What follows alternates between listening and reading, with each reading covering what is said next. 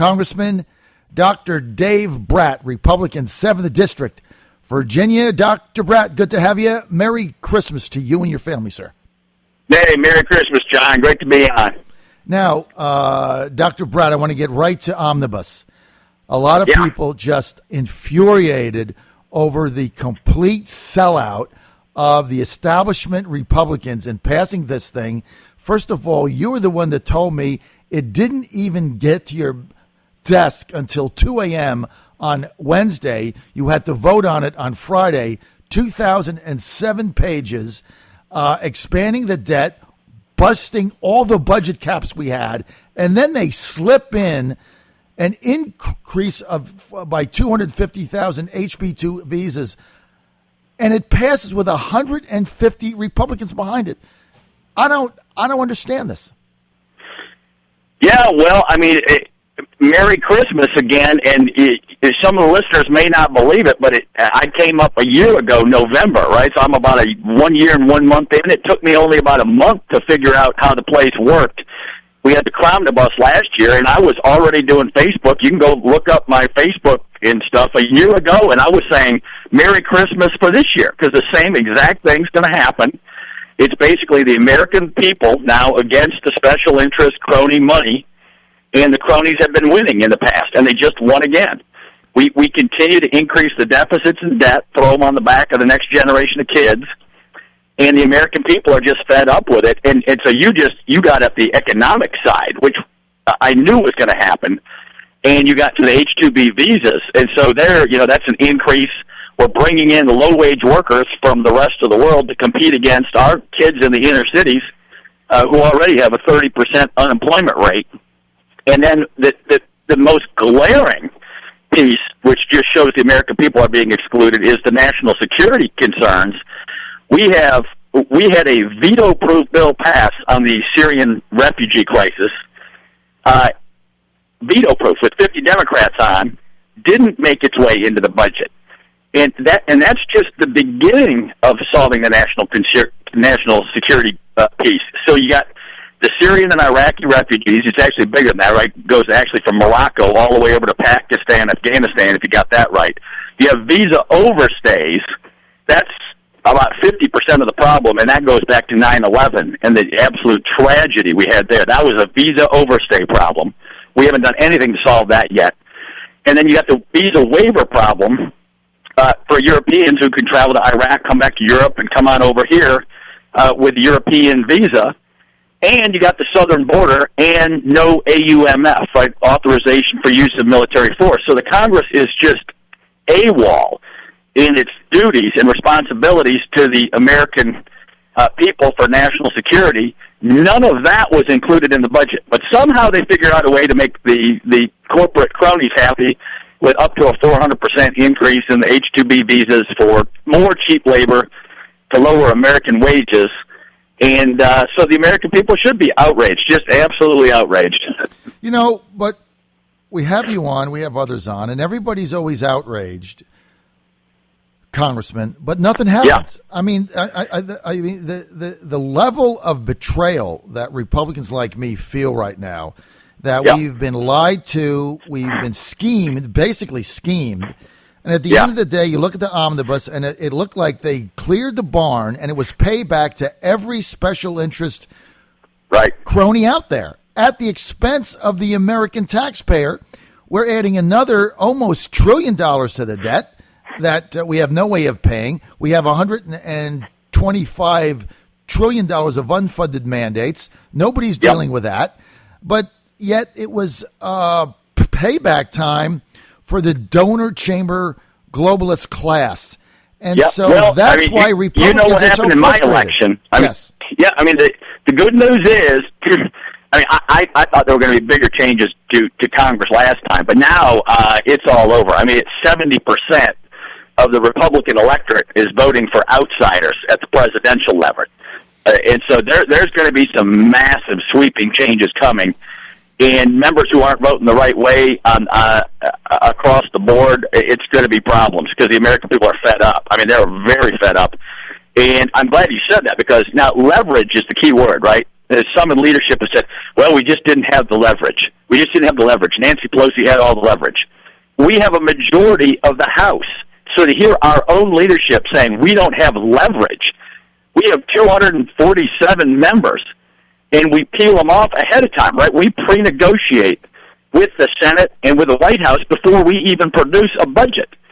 So it's clear what we have to. We have to produce a Republican budget that has 247 votes, pick a budget number, have everyone stick to it, and there's your leverage. And if you depart from it, the American people need to hold us accountable. And so I had a big win. We changed leadership at the end of the year. We've been promised regular order, and so that matters. And people can hold me to this one, right? I'm going to put in the Brian Babin bill, which puts an absolute pause on the Syrian refugee issue, Syrian-Iraqi refugee thing, and not the light version that the Republicans passed. But this is a harder version. Everybody can go look it up. Brian Babin, great guy from Texas, Babin, one of my freshman colleagues from. He has a military son who's a hero, and they know what's going on. So he put in the Babin bill, and the leadership wouldn't allow it up for a vote. They wouldn't allow us to bring that for rules. We all went to rules. The House Freedom Caucus, also, by the way, my group of 40, we went up to rules to try and insert language into the budget at the end of the year, and they wouldn't. The Rules Committee leadership, et cetera, would not allow us to bring that up. So we've been promised that we will be able to bring all these things up now in regular order with a new, fresh restart button, and we'll see. I hope they're telling the truth, and the American people are hoping too. So what happens now? I mean, look, we've got, obviously you mentioned over 50% of the GOP. When you look at the presidential polling numbers out there, they're in favor of an outsider. I've predicted, Congressman, since May that Donald Trump is going to be the nominee. I'm going to stick with that. What happens if he's the nominee? I mean, you got a lot of Republicans now saying, they're going to try to stop him at the convention or whatever. What is your sense? What happens if Trump goes into the convention with the lead or emerges as the nominee? What happens?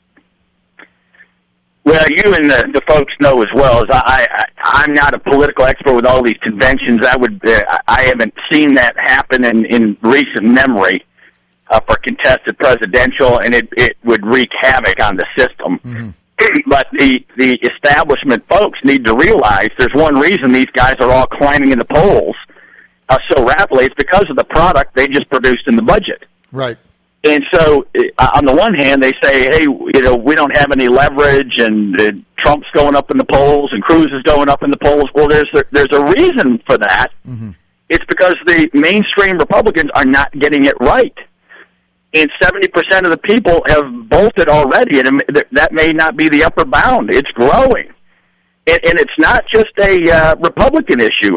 I'm picking up Democrat friends by the day because of the way I vote. I always tell the truth. Right. People can go look up, and I explain how I vote on everything.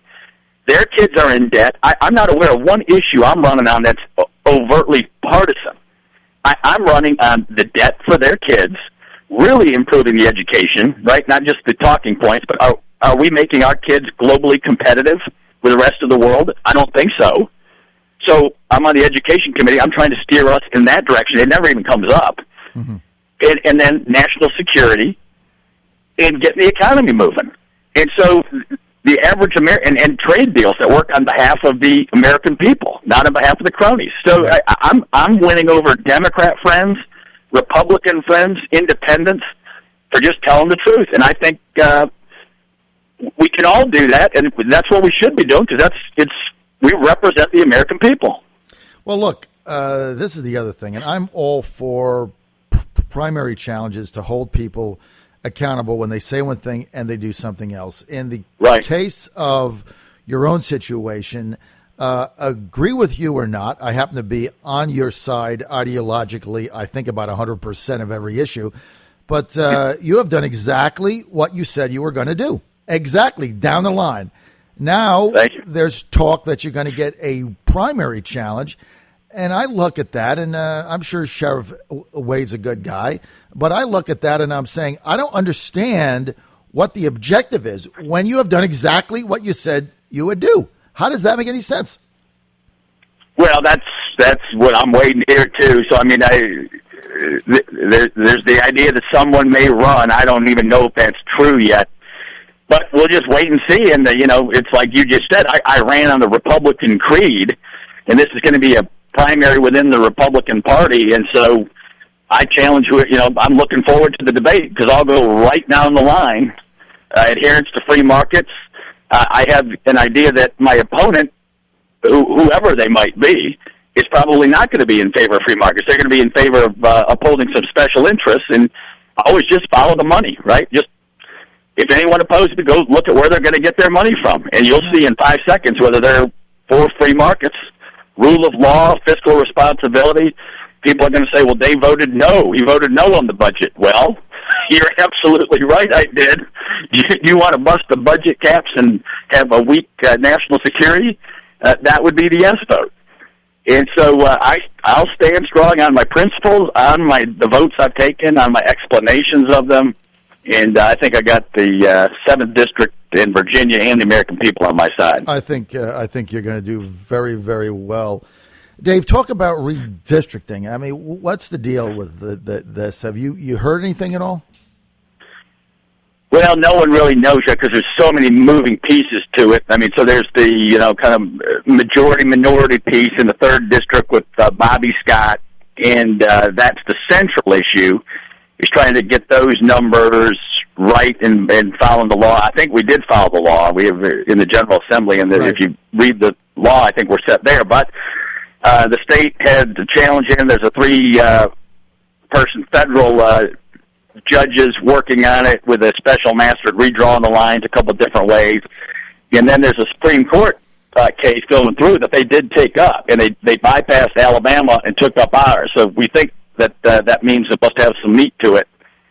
And so they're going to be looking over that and deciding on that. But that, backs up the process a bit. And so we think we got it right on the law, but we'll see.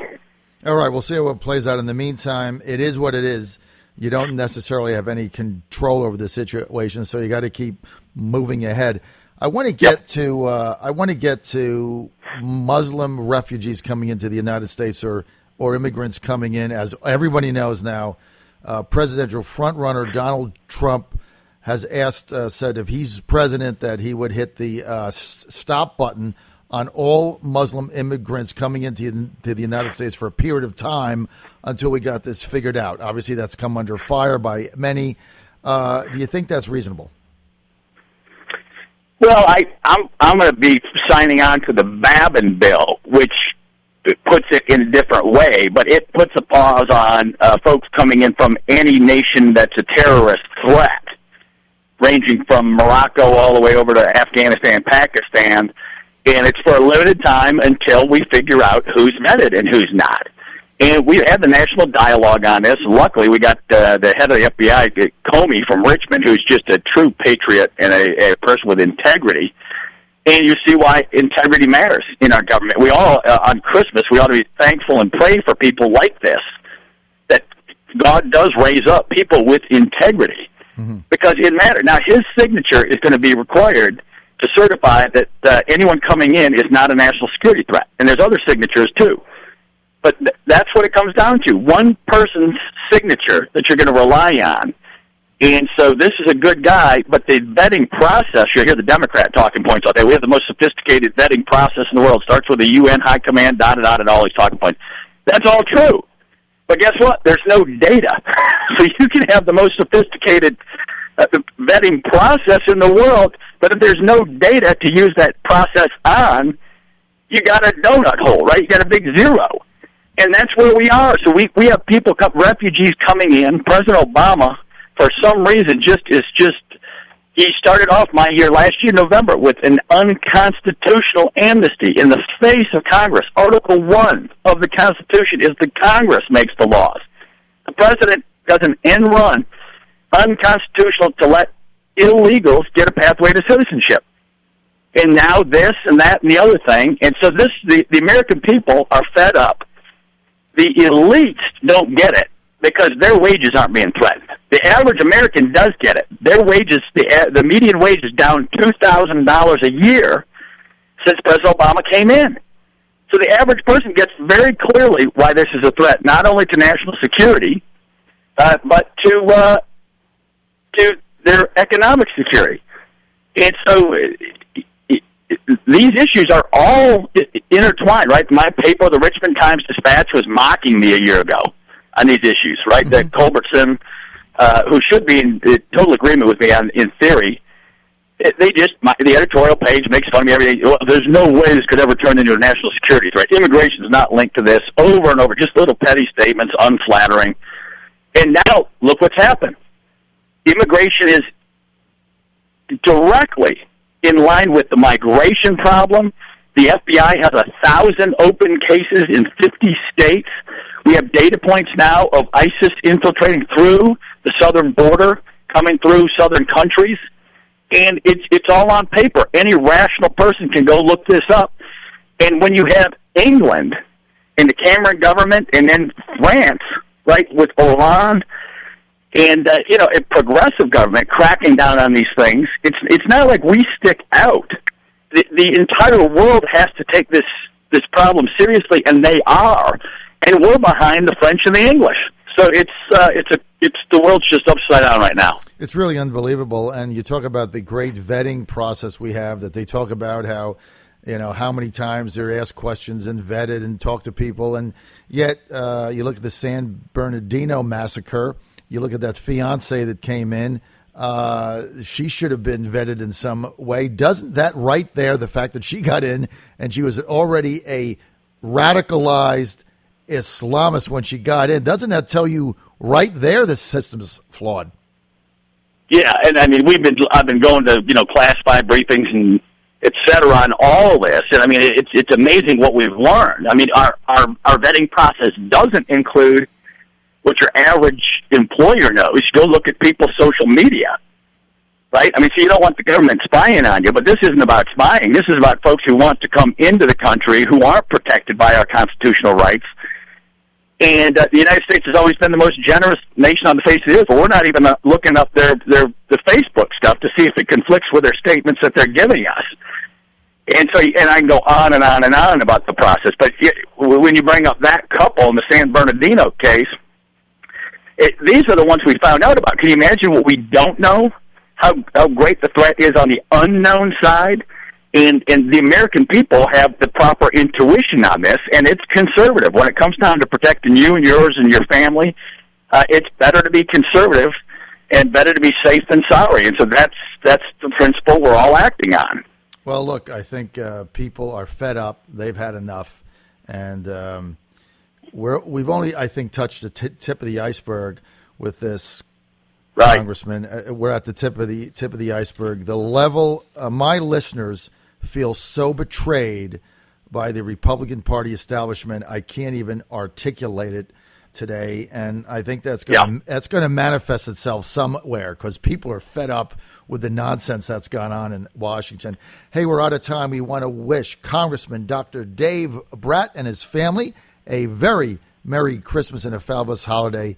Dave, thanks for being with us, sir. Thank you so much. Hey, thanks, John. Do I have 2 more seconds to say Merry Christmas? Absolutely. Yeah, I just want to tell the people out there, hey, we've gone over some heavy turf this morning, but at the end of the day, right, the reason most people are frustrated is because their hearts are good. And so Merry Christmas, Happy New Year to everyone out there listening, and just keep the good going. The American people are frustrated because their intuition is they want to be good. They want to love their neighbor as themselves. And so my hat's off, and they're frustrated when they're told that they're the bad guy. We're not. We're the good guys. Always have been. Merry Christmas, and God bless all of you. And go to DaveBrat.com. Have a great holiday, Dave. Bye.